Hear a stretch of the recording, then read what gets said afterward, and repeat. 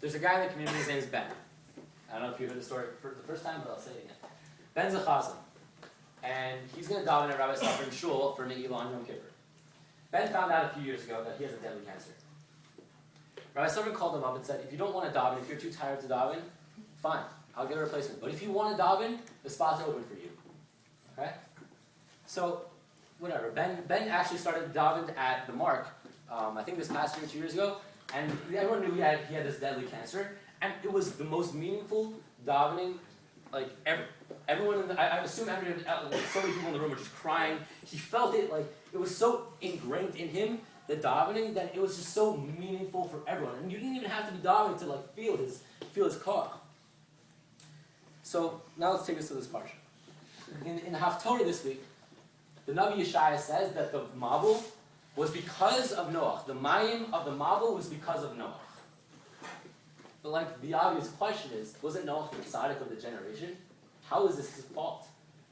How is the Torah, how is the Navi Yeshaya attributing the Mabul to Noach? What was he at fault for? So, the Zohar explains that Noach, since he was the tzaddik, he was supposed to be teaching his generation and helping them get better. And he didn't do this to the full extent possible. Okay. I mean, he did it, but like, he didn't do it that well. So, okay, that's one answer. The Sforno says that it was because he didn't daven for the people. He didn't daven, and because if he might have davened, Hashem might have had mercy on him. Fine. But the Stifler Gaon gives a different answer. He says, yeah, Noach gave him Musar. Yeah, Noach davened for them. But what was his big fault? The pasuk says that Noach didn't get into the ark, into the teva, until the mayim of the flood was upon him. Right before the waters came upon him, he went into the ark. So Rashi says that this shows Noach didn't fully believe that the flood was going to come. He still had some speculation in him. If he would have had total emunah and HaKadosh Baruch Hu, he would have known, he would have gone into the teva a long time before. Why did he wait till the last second?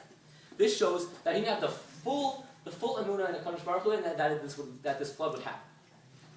And this carried over to when he did give Musar to the people of the generation, to when he did daven, because he had that mental knowledge that Hashem told him that the flood was going to come. Yeah, he knew it, but he didn't feel it. So when he gave the Musar to the people, the lesson that this parsha is showing us, that was when you do something, you have to feel it. You have to really feel it and make it part of yourself. You can't just say lip service.